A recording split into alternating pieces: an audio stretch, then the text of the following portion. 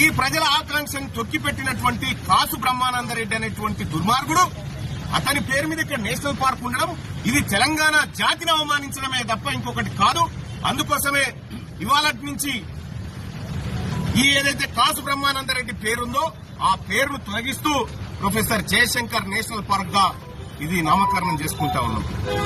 అయితే ఇక్కడ ప్రభుత్వాన్ని పేరు మార్చుడు కాడ మేమేం డిమాండ్ చేస్తలేం గానీ ఆ నరరూప రాక్షసుని విగ్రహాన్ని అక్కడి నుంచి తొలగించి అక్కడ ప్రొఫెసర్ జయశంకర్ సార్ విగ్రహాన్ని మీరు పెట్టండి అని చెప్పి చెప్తా ఉన్నాం.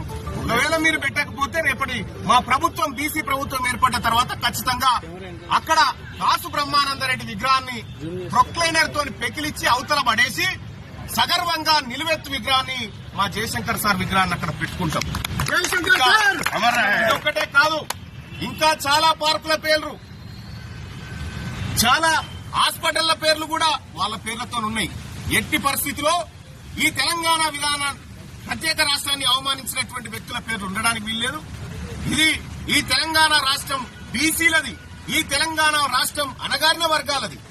కాబట్టి ఎస్సీ ఎస్టీ బీసీల మందరం కూడా ఈ తెలంగాణ రాష్ట్రంలో మా ఉనికిని చాటుకోవడం కోసం, మా ఉనికిని నిలబెట్టుకోవడం కోసం ఈ కార్యక్రమాలన్నీ చేపడతా ఉన్నాం. ఇలా కేబీఆర్ పార్క్ ఒక్కటే కాదు, ఇంకా చాలా వాటి పేర్లు మార్చేది ఉంది. ఆ పరంపర ఉద్యమ కార్యాచరణగా ముందుకు తీసుకొని పోతాం.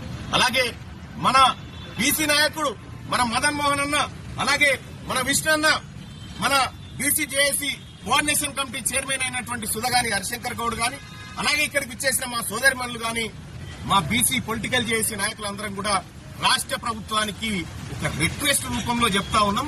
కాసు బ్రహ్మానందరెడ్డి విగ్రహాన్ని మీరు తీస్తారా, మమ్మల్ని తీయమంటారా, మీరే డిసైడ్ చేసుకోరని చెప్పి తెలియజేస్తా ఉన్నాం. ఇక్కడ ఉండాల్సింది మా ప్రొఫెసర్ జయశంకర్ సార్ నిలువెత్తు విగ్రహం ఉండాలి. ధన్యవాదాలు. ఈ కార్యక్రమానికి ఇచ్చేసిన